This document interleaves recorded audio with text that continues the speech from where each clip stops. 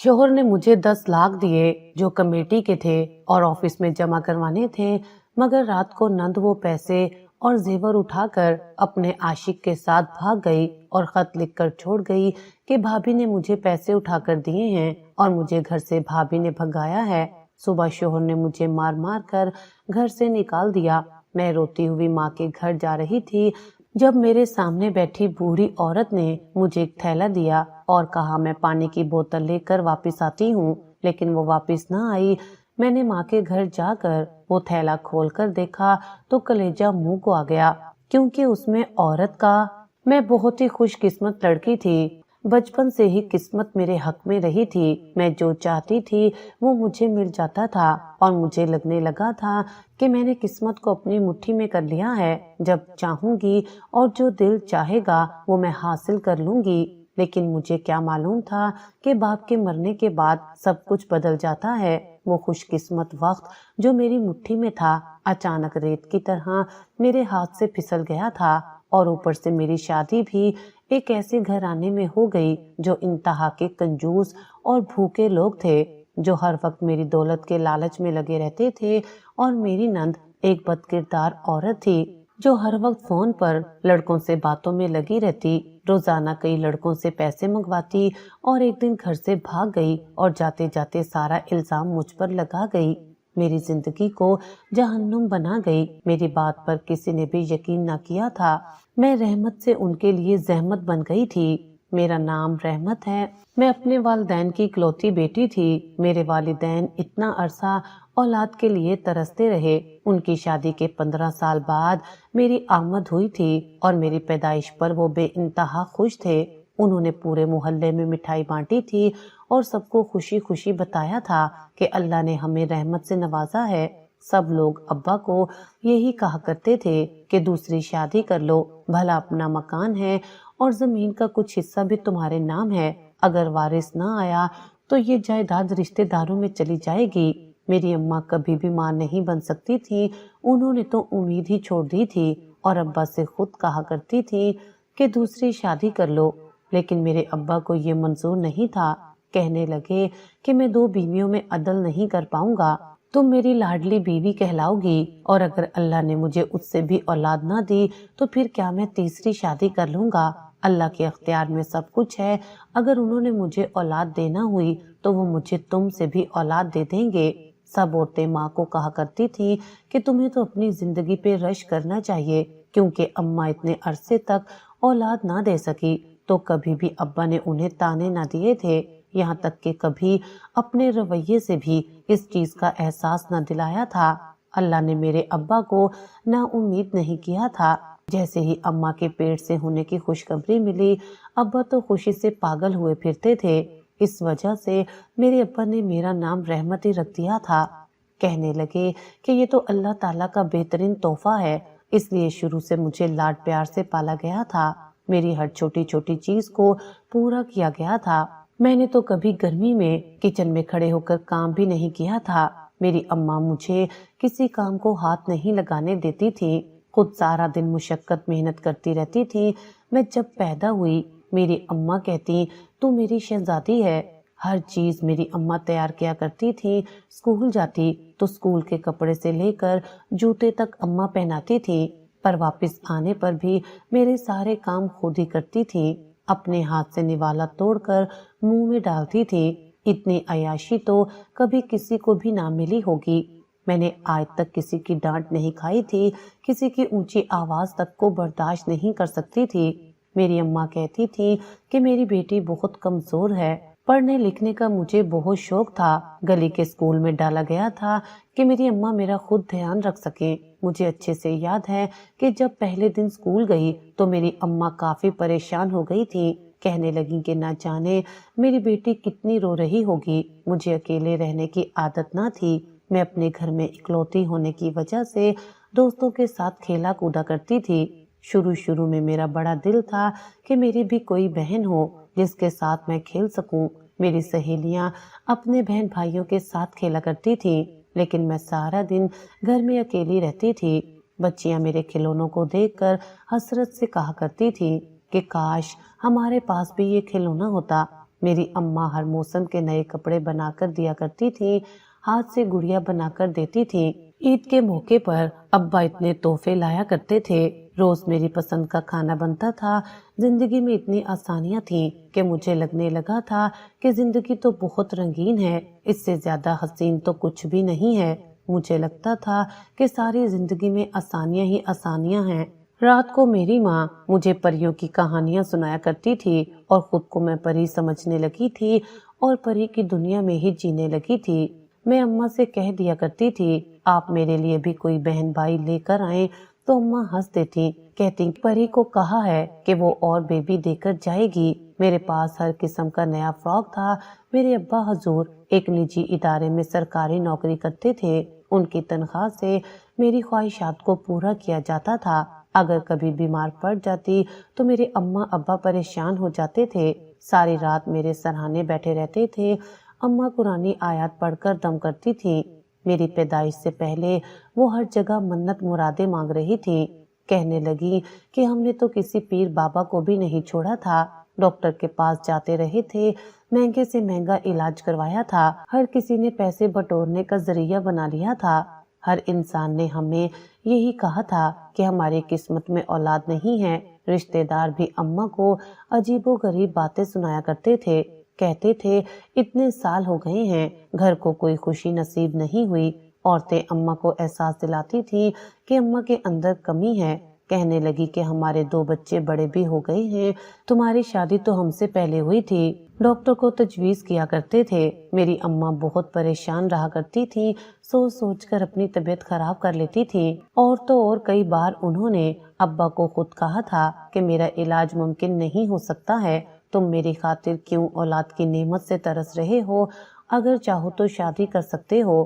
اماں نے جس دل سے یہ بات کہی تھی یہ تو انہیں نہیں معلوم تھا، کیونکہ وہ بیچاری تو ہمیشہ سے ابا کو اپنا سب کچھ مان چکی تھی، لیکن اپنی خاطر کسی کو اولاد کی نعمت سے محروم نہیں کر سکتے تھے۔ میرے ابا بھی ان کے احساسات کی قدر کرتے تھے، انہوں نے کبھی بھی اپنی اس کمی کو حاوی نہیں ہونے دیا۔ کہتے تھے کہ اولاد نہ ہونے سے زندگی رک تھوڑا جاتی ہے، لیکن لوگ آپ کو کسی بھی حال میں خوش نہیں رہنے دیتے ہیں، ہر بار آپ کی کمیوں کو گوا کر ہاتھ کی خوشی کے لمحے بھی آپ سے چھین لیتے ہیں۔ میری اماں تو پہلے ہی بے حد معصوم تھی، آخر کار 15 سال بعد جب یہ امید دکھائی دی تب بھی لوگوں کا یہی کہنا تھا کہ بیٹی ہو گئی ہے، اگر بیٹا ہو جاتا تو بڑھاپے کا سہارا بن جاتا۔ میری امی کی عمر 35 سال تھی جب میں دنیا میں آئی، اور جیسے جیسے میں بڑی ہو رہی تھی میرے ماں باپ تیزی سے بوڑھے ہو رہے تھے، انہیں میری فکر لگی رہتی تھی۔ وہ ہر وقت کہتے تھے کہ ہماری زندگی میں ہی تمہارا کچھ بن جائے تو اچھا ہے، ورنہ دنیا بہت ظالم ہے۔ اسکول کی پڑھائی میں ہمیشہ میں اول پوزیشن لے کر آیا کرتی تھی، اور میرے ماں باپ میری کامیابی کے جشن کو ویسے ہی مناتے تھے۔ میری اماں بھی خوش رہنے لگی تھی۔ اتنے سال جب اولاد نہ ہوئی تو ہر ایک بندے نے انہیں باتیں سنائی تھی۔ ابا نے تو انہیں ان رشتہ داروں کے گھر لے جانا ہی چھوڑ دیا تھا جو بات بات پر اماں کو نیچا دکھانے کی کوشش کرتے تھے، یہاں تک کہ اماں کے بھائی اور بھابھی بھی ایسے ہی طبیعت کے مالک تھے۔ جب میں نے آنکھ کھولی تو اماں ابا نے مجھے اپنے ساتھ ہی رکھا تھا، کبھی کسی رشتہ دار کے گھر رہنے نہ دیا۔ کہنے لگی کہ یہ دنیا بہت مختصر ہے اور یہاں لوگوں کے کئی رنگ دکھنے کو ملیں گے، کسی پر آنکھیں بند کر کے اعتبار کرنے کی ضرورت نہیں ہے، اور نہ ہی کسی کے میٹھے پن کو دیکھ کر یہ سمجھنے کی ضرورت ہے کہ یہ شخص ہماری غلطیوں پر بھی ہمیں کبھی سزا نہیں دے سکتا۔ برا وقت آتے ہی لوگ بدل جاتے ہیں، اور ان کی باتیں مجھے دیر سے سمجھ آنے لگیں۔ میرے ابا حضور کی تو میں بے حد لاڈلی تھی، میں نے کوئی بات ان سے چھپائی نہیں تھی، جو بات ہوتی تھی اسکول کی روداد آ کر گھر سنا دیا کرتی تھی۔ اگر کوئی مجھے ڈانٹ دیتا تو مجھے بخار چڑھ جاتا تھا، گھر والوں نے کہہ دیا تھا کہ یہ کمزور دل کی مالک ہے، اسے کوئی بھی ڈانٹے نہیں۔ گھر میں سارا میرا راج تھا، میری اماں سارا دن میرے پیچھے پیچھے پھرتی رہتی تھی، شروع سے ہر چیز پر میرا حق رہا تھا۔ میرے ابا جب بھی کام سے آتے تھے میرے لیے ڈھیروں چیزیں لے کر آیا کرتے تھے، اور سب سے پہلے وہ چیزیں مجھے دی جاتی تھی۔ میرے کھانے کے بعد اگر کوئی چیز بچ جاتی تبھی میری اماں اس چیز کو چکھا کرتی تھی۔ ہر عید پر اماں ابا اپنے لیے کپڑے نہیں بناتے تھے، میرے لیے 3 دن کے نئے سوٹ بنایا کرتے تھے۔ کچھ عورتیں اماں کو کہتی تھیں کہ ان پیسوں سے اس لڑکی کا جہیز جمع کر لو، آگے تم لوگوں نے اس کی شادی بھی کرنی ہے۔ میرے ابا سارا پیسہ میری پڑھائی لکھائی پر لگانا چاہتے تھے۔ وہ کہتے تھے کہ اس عمر میں جتنا عیش کر سکتی ہو، کبھی آگے جب کاندھوں پر ذمہ داریاں بڑھ جائیں گی تو انسان کھل کر سانس بھی نہیں لے پاتا ہے۔ آپ کی اکلوتی بیٹی ہے، لڑکے والے بھی زیادہ کی ڈیمانڈ ہی رکھیں گے۔ بیٹی کو اتنا لاڈ پیار دینے کی ضرورت نہیں ہے، اکثر لاڈلی بیٹیاں ہی آگے جا کر مشکلیں اٹھاتی ہیں۔ میری اماں میری وجہ سے کافی پریشان رہتی تھیں۔ میرے ابا انہیں کہا کرتے تھے کہ تم چھوٹی چھوٹی چیز کی پریشانی سر پر لینا شروع کر دیتی ہو، اگر ایسے ہی کام چلتا رہا تو یہ زندگی کیسے گزرے گی؟ تمہیں گھر میں ہر چیز مہیا ہو رہی ہے، تو ہم اپنے بچے پر خرچہ نہیں کریں گے تو کس پر کریں گے؟ آگے کی زندگی کا کیا بھروسہ؟ ہم یہ پیسے آگے کی زندگی کے لیے رکھتے رہیں اور اس کی اب کی خواہشات پوری نہ کی تو کیا پتا آگے والے اس کی خواہشات کیا پوری کریں گے؟ میرے اماں ابا نے میرے کسی خواہش کو رد نہیں کیا تھا۔ اسکول ختم ہوا تو اماں نے کالج میں داخلہ دلا دیا۔ میرے ابا آج کل زیادہ بیمار رہا کرتے تھے تو کم ہی نوکری پر جاتے تھے، سارا دن بستر پر پڑے رہتے تھے، چلنے پھرنے کی ہمت بھی ختم ہو گئی تھی۔ ابا کا کام جتنا تھا اس سے گھر کا خرچہ مشکل سے پورا ہوتا تھا، وہ اس چیز سے بہت پریشان رہتے تھے۔ اماں کہنے لگی کہ آپ کی طبیعت خرابی کی وجہ سے میرا دل خوف زدہ رہتا ہے، اگر آپ کو کچھ ہو گیا تو ہم دونوں کا کیا بنے گا؟ آپ کی اکلوتی بیٹی کے لاڈ کون اٹھائے گا؟ میرے ابا مسکرا دیتے تھے کہ اللہ نے جتنی زندگی لکھی ہوئی اتنی ہی کاٹ کر جاؤں گا، تم دونوں کا بھی اللہ ہی مالک ہے۔ مجھ سے وہ دونوں اپنی ہر پریشانی کو چھپایا کرتے تھے۔ ہر وقت ابا بھی یہی کہتے رہتے تھے کہ آج تک دفتر میں کام ذرا کم ہے، اس لیے چھٹیاں لے کر گھر بیٹھا ہوا ہوں۔ کبھی بھی انہوں نے اپنی پریشانی کو میرے ساتھ شیئر نہیں کیا تھا۔ وہ کہتے تھے کہ میری بیٹی پریشان نہ ہو جائے۔ محلے کی بچیاں ہمارے گھر ٹی وی دیکھنے آیا کرتی تھی۔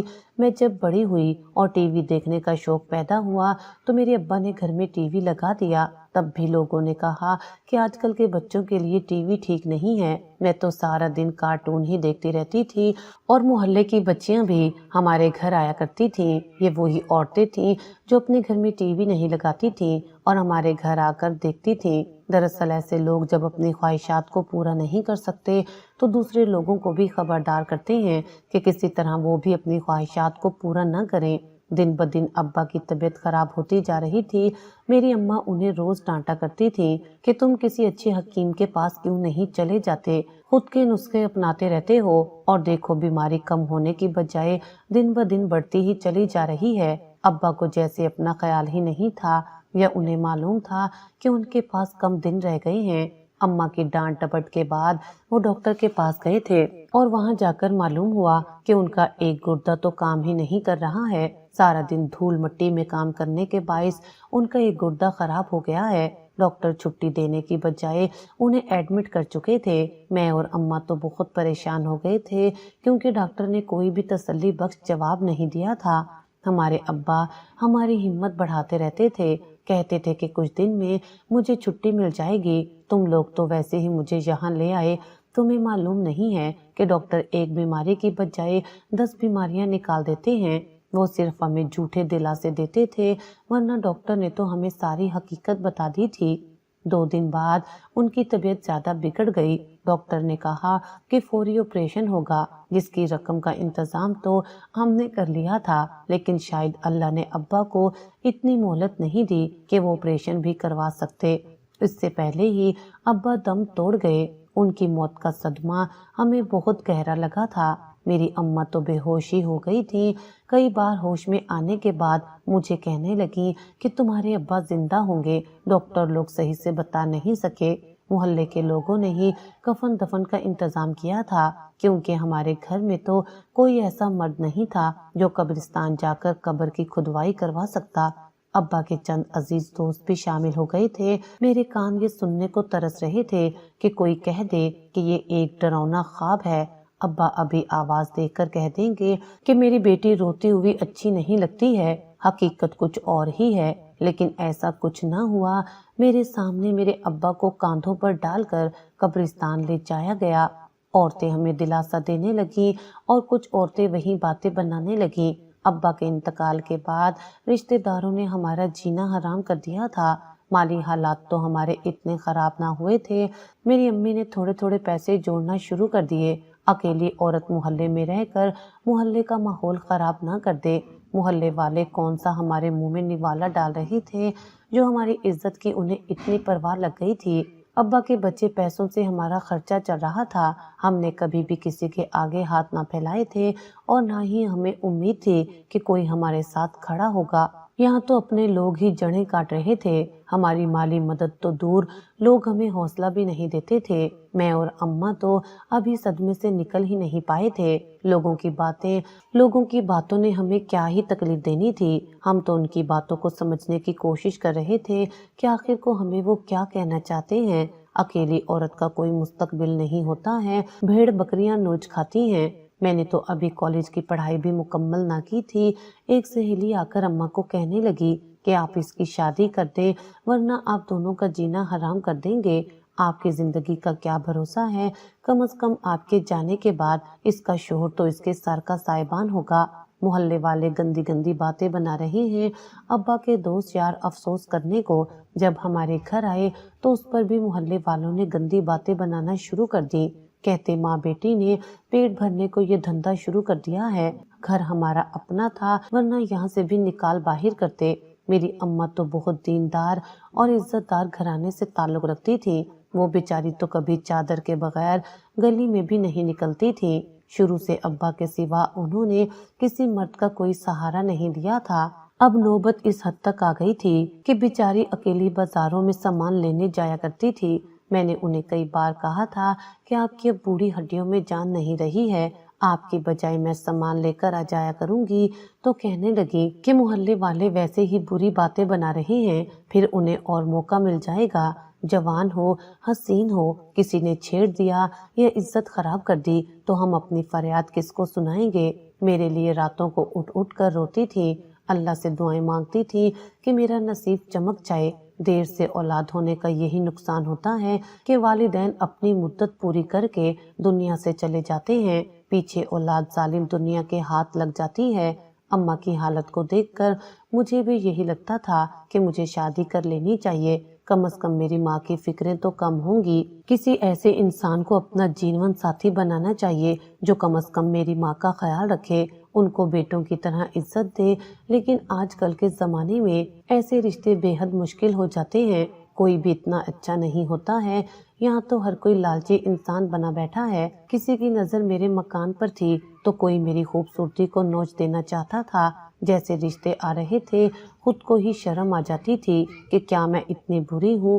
کہتی تھی مجھے کیا معلوم تھا گھر کے لاڈلیوں پر ایسی آزمائش بھی آتی ہے، میں نے اور تیرے ابا نے تو تیرے لیے کیا کیا سوچا تھا۔ میری ماں سارا دن کمرے میں بند رہتی تھی، کسی کام کاج کو ہاتھ نہیں لگاتی تھی۔ ساری زندگی میرے باپ نے مجھے کچن میں گھسنے نہیں دیا تھا، مجھے تو پانی ابالنے کے علاوہ کوئی کام نہیں آتا تھا کیونکہ میری ماں ہی گھر کے سارے کام خود کیا کرتی تھی۔ اماں کی صحت کو سمجھتے ہوئے اب گھر کے سارے کام میں نے اپنے ذمے لے لیے تھے۔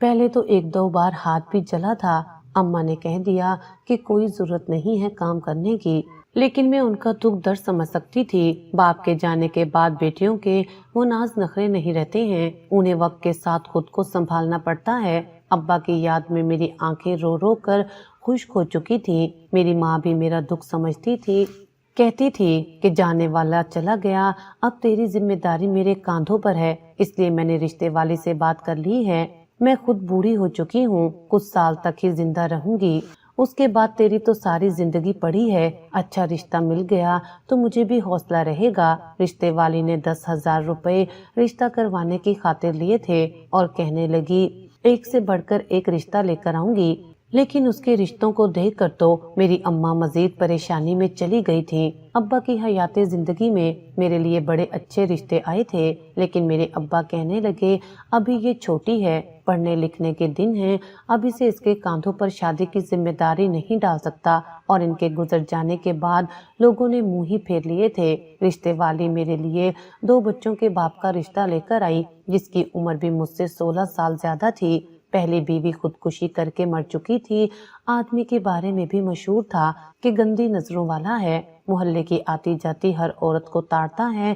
شروع سے میں اسے چچا کہتی آئی تھی، لیکن ابا کے جانے کے بعد اس کی گندی نظریں مجھ پر ہی تھیں۔ اپنی کریانے کی دکان سے لالچی کا پیٹ نہ بھرا تو میرے جسم کے ساتھ میرے مکان پر بھی نظر تھی۔ میں نے غصے سے رشتے والی کو خبردار کر دیا تھا کہ ایسے رشتے میرے گھر لے کر آنے کی کوئی ضرورت نہیں ہے۔ اس رشتے سے انکاری کی صورت اس ہوس پرست انسان نے میرے کردار پر الزام لگائے، ہمیں کریانہ دینے سے منع کر دیا۔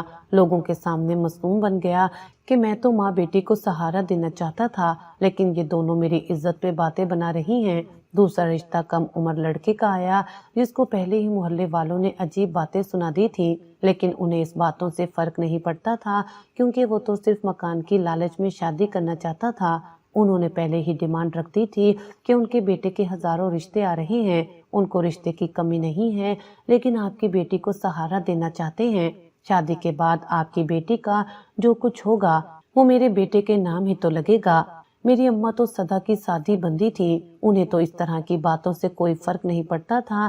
کہنے لگی، بھلا وہ تمہارے شوہر کے نام ہو جائے تو کیا ہی فرق پڑے گا، تم نے اسی گھر میں ہی جانا ہے۔ میں نے کہا، اماں اگر اس طرح کے لالچی لوگوں میں میرا رشتہ دے دیا تو کل ہر بات پر مجھے طلاق کی دھمکی دیا کریں گے۔ یہ گھر اگر میرے نام پر رہے گا تو کیا فرق پڑنا ہے؟ انہیں اس چیز سے کیا فرق پڑنا چاہیے کہ گھر میرے نام رہے یا ان کے نام۔ میں نے سسرال والوں سے صرف اتنا ہی کہا کہ اگر شادی کے بعد میرا سب کچھ میرے شوہر کا ہوگا تو ان کا سب کچھ بھی میرا ہونا چاہیے، اس لیے بدلے میں آپ مکان میرے نام کر دیں۔ اس بات پر میری ہونے والی ساس کو بہت جلال آ گیا، کہنے لگی کہ ہم نے تو شریف لوگوں میں رشتہ کرنے کا سوچا، لیکن یہاں تو لڑکی کی زبان بھی اتنی لمبی ہے۔ جو معاملات اس کی ماں کو دیکھنے چاہیے تھے ان معاملات میں یہ لڑکی خود گھس رہی ہے۔ آج کل کے لوگوں سے سچ برداشت نہیں ہوتا ہے۔ میں نے یا میری ماں نے ان سے کسی قسم کی کوئی لالچی ڈیمانڈ نہیں کی تھی، وہ لوگ خود لالچ میں میرے گھر رشتہ لے کر آئے تھے۔ رشتے والوں کو میں نے اچھے سے سمجھا دیا تھا، بے شک غریب گھر کا لڑکا ہو لیکن وقت پر محنت مزدوری کر کے کھاتا ہو، لیکن ایماندار شریف ہو، لیکن ایسا رشتہ آج تک ملنا بے حد مشکل ہو گیا تھا۔ میں نے 2 رشتوں سے کیا انکار کیا، پورے محلے میں میری بات مشہور ہو چکی تھی۔ میری ماں سر پکڑ کر بیٹھ گئی تھی، کہنے لگی کہ اگر وہ لالچ میں آ رہے ہیں تو آج کل کون ہے جو لالچ کے بغیر ایک یتیم لڑکی کو بیاہ کر لے جائے گا۔ مجھے بہت غصہ آنے لگا تھا، اب لوگ صرف باتیں بنانا جانتے ہیں۔ اماں کی طبیعت خرابی بھی دن بدن بڑھتی چلی جا رہی تھی، مجھے کہنے لگی اب مکان کا مطالبہ کرے تو مجھے بات کرنے دینا۔ رشتے والی نے بھی اماں کو کہہ دیا تھا کہ مناسب رشتہ ملنا مشکل ہے، یہی لوگ پہلے میری قسمت پر رش کیا کرتے تھے، کہتے تھے کہ بیٹیوں کو ایسی قسمت لے کر پیدا ہونا چاہیے۔ میری سہیلیاں کہا کرتی تھیں تمہارے پاس تو ہر چیز ہے، اللہ نے شاید مجھے ایسے لوگوں کی اوقات دکھانی تھی، تب بھی میرے حالات بدلے تھے کہ میں دیکھ سکوں کہ میرے ارد گرد رہنے والے لوگ کس قدر زہریلے ہیں۔ خود کو آئینے میں دیکھ کر کئی بار خود سے سوال کرتی تھی کہ مجھ میں کیا کمی ہے، شکل و صورت میں بھی اتنی بری نہیں ہوں، مجھ سے کم صورت لڑکیوں کے بھی نصیب اتنے اچھے نکل آتے ہیں۔ میں نے کبھی نہ سوچا تھا کہ زندگی یہ رنگ بھی دکھاتی ہے۔ میری اماں نے میرے لیے کئی چیزیں جمع کر رکھی تھی، اب رشتے والے آئے تو میں خاموشی سے ٹرے لے کر ان کے سامنے بیٹھ گئی۔ ہر تھوڑے وقفے کے بعد وہ مجھ سے سوال جواب کر رہے تھے۔ میرا دل بالکل بھی نہیں تھا کہ میں ان کے سامنے شو پیس بن کر بیٹھ جاؤں، لیکن اپنی ماں کی خاطر میں اتنا دکھاوا کر سکتی تھی۔ وہ لوگ خاصی بھوکی نظروں والے لگ رہے تھے۔ میری ایک نند تو کافی شاطر معلوم ہو رہی تھی۔ تھوڑی دیر بعد ان کی زبان سے وہی الفاظ نکلے جن کا میں بے صبری سے انتظار کر رہی تھی۔ کہنے لگے کہ آپ دونوں ماں بیٹی میرے بیٹے کی ذمہ داری ہیں، اگر آپ ذرا ہمیں یہ بتا دیں کہ آپ اپنی بیٹی کو کیا دینا چاہیں گے تو ہمارے لیے بھی آسانی ہوگی۔ میری اماں نے مجھے ایک نظر دیکھا اور خاموشی سے کہنے لگی کہ جو کچھ میری بیٹی کے نام پر ہے وہ سب کچھ میں اپنی بیٹی کو ہی دوں گی۔ میرے خاندانی زیورات کے علاوہ یہ گھر بھی میری بیٹی کے نام ہی ہے۔ اتنی بات سننی تھی کہ ان دونوں کی آنکھیں چمک اٹھی تھیں، کہنے لگے کہ ہمیں یہ رشتہ منظور ہے، آپ کی بیٹی بہت خوبصورت ہے۔ میری تعریف کے پل باندھنے لگ گئے۔ میری ہونے والی ساس میرا بار بار منہ چوم رہی تھی۔ میری ماں تو اتنے میں ہی خوش ہو گئی، ان کی سادگی پر میں کیا ہی کہہ سکتی تھی۔ اپنی ماں کی خاطر میں ان لالچی لوگوں میں رشتہ کرنے پر مجبور ہو گئی تھی۔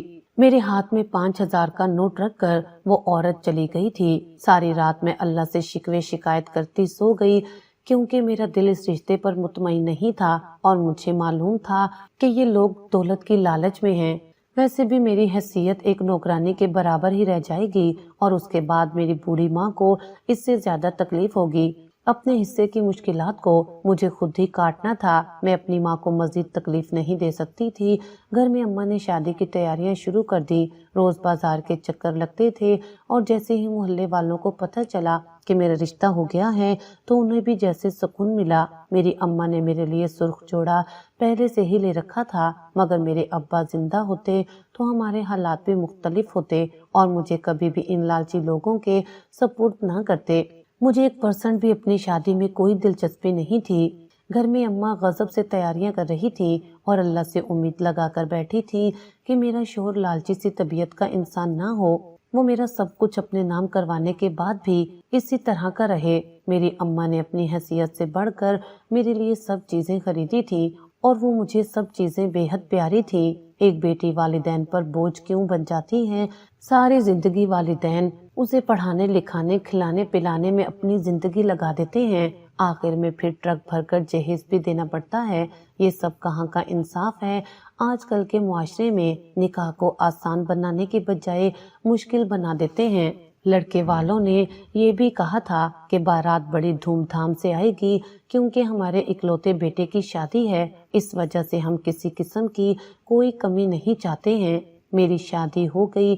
پہلے تو یہی طے پایا تھا کہ صرف لڑکا میرے ساتھ رہنے کو آئے گا، لیکن اس کا پورا ٹبر اپنے ساز و سامان کے ساتھ ہمارے گھر میں پڑاؤ ڈال چکا تھا۔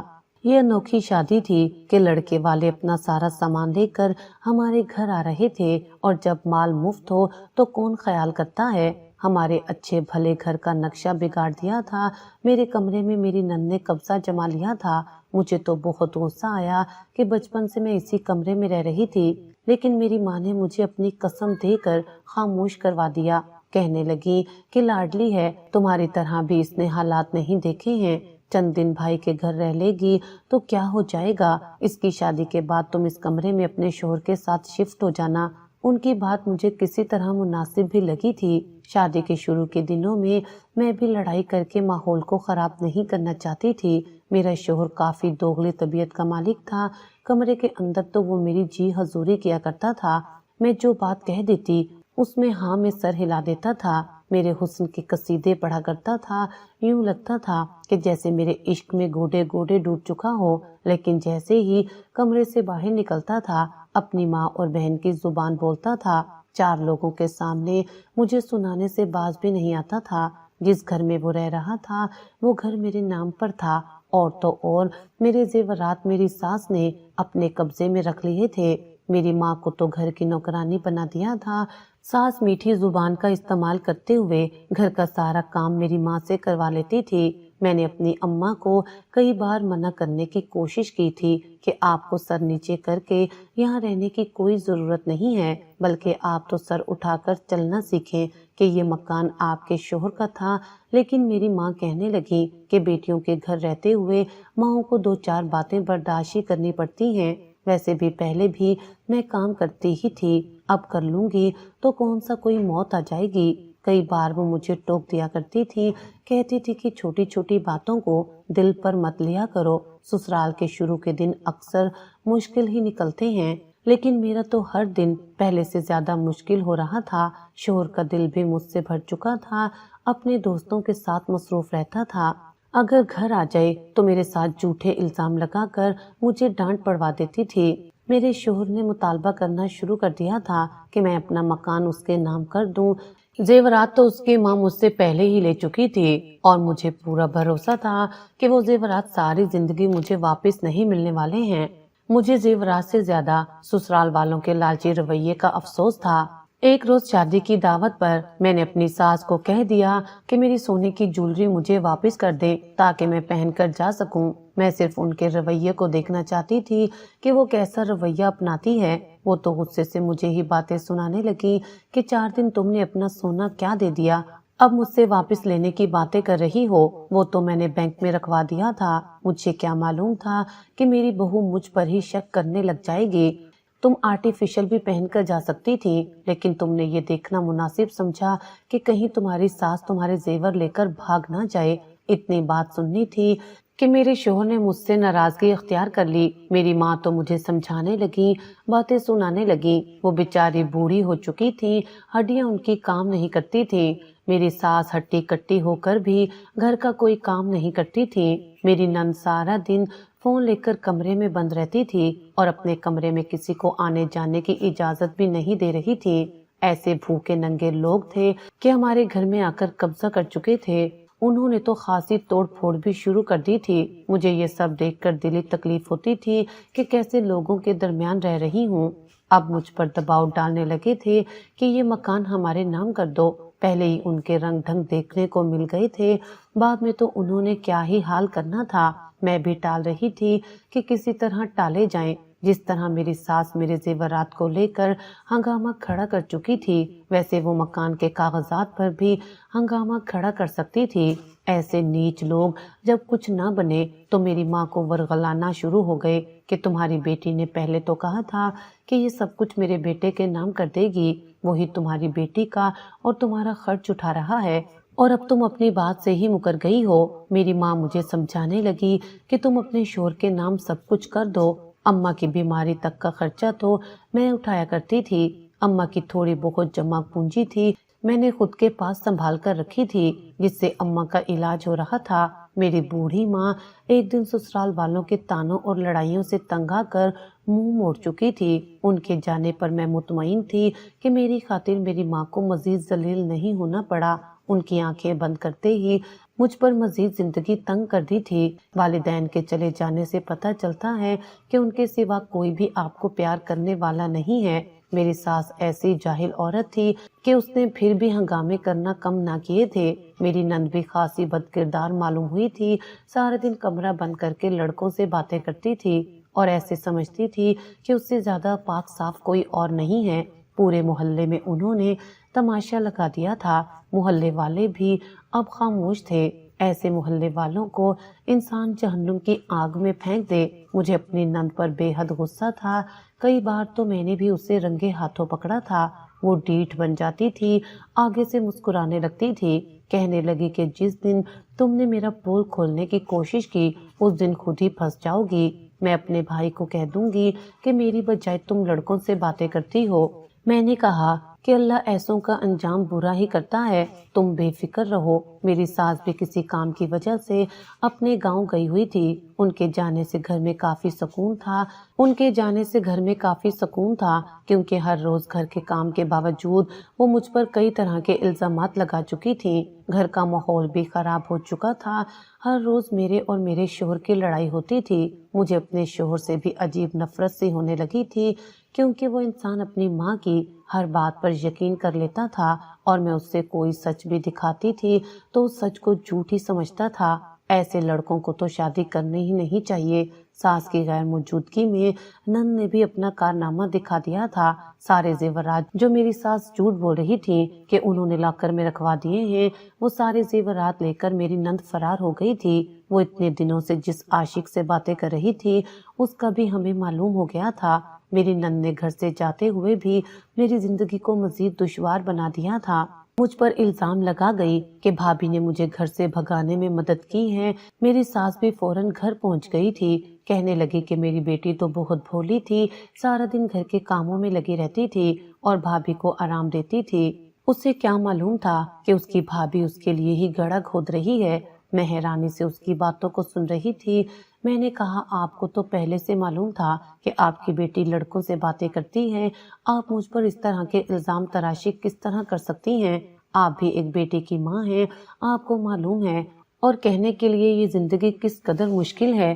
میں نے تو آپ کی بیٹی کو پہلے ہی سمجھایا تھا کہ وہ ان کارناموں سے باز آ جائے۔ میرا شوہر میری بات پر اعتبار کرنے کی بجائے مجھ پر ہی غصہ ہو رہا تھا، کہنے لگا کہ ضرور تم نے ہی بھڑکایا ہوگا۔ میرے شوہر نے میری ساس کی باتوں پر اعتبار کیا، کہنے لگا کہ میری بہن تو بہت معصوم تھی۔ مجھ پر چیخنے چلانے لگا، مجھے گھر سے نکالنے کے لیے دھکے مارنے لگا۔ میں اسے اپنی باتوں کا یقین دلا رہی تھی اور کہہ رہی تھی کہ اگر تم نے ایک بار مجھے گھر سے نکال دیا تو میں واپس لوٹ کر اس گھر کو واپس نہیں آؤں گی۔ تم مرتے دم تک مجھے ڈھونڈتے رہ جاؤ گے۔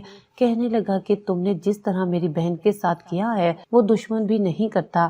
پورا محلہ یہ تماشا دیکھ رہا تھا، میں تو شرمندگی سے نظریں بھی نہیں اٹھا سکتی تھی۔ میں نے ایسا کوئی کام نہیں کیا تھا، نہ جانے اللہ کیوں مجھے یہ دن دکھا رہا تھا۔ جو خود بد کردار تھی وہ خود تو بھاگ گئی تھی، لیکن میرے کردار پر الزام لگانا بھی نہیں بھولی تھی۔ محلے والوں کی نظروں سے بچتی بچاتی میں بس اسٹینڈ پر آ گئی تھی۔ مجھے نہیں معلوم تھا اس سے آگے میں کہاں جاؤں گی، لیکن یہ شہر اب میرے لیے نہیں رہا تھا۔ بس میں جا کر بیٹھ گئی۔ یہ بھی معلوم نہیں تھا کہ وہ بس کون سا شہر جا کر رکتی ہے۔ میرے ساتھ والی سیٹ پر ایک عورت بیٹھی تھی۔ تیزی سے اس نے میری گود میں ایک تھیلا رکھا اور کہنے لگی کہ یہ ساری تیری ہی امانت ہے۔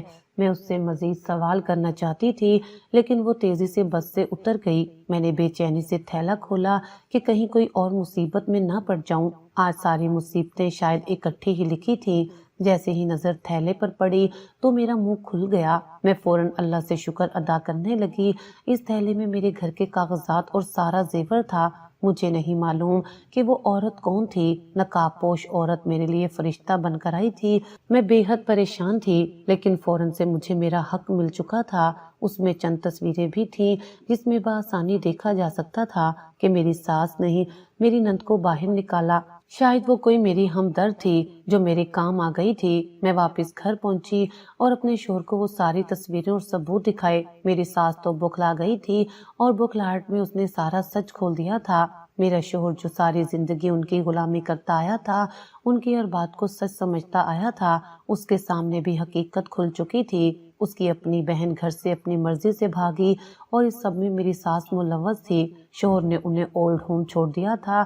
کہنے لگا کہ اب آپ کی میری زندگی میں کوئی جگہ نہیں ہے۔ غصے میں میری ساس مجھے گالیاں دینے لگی۔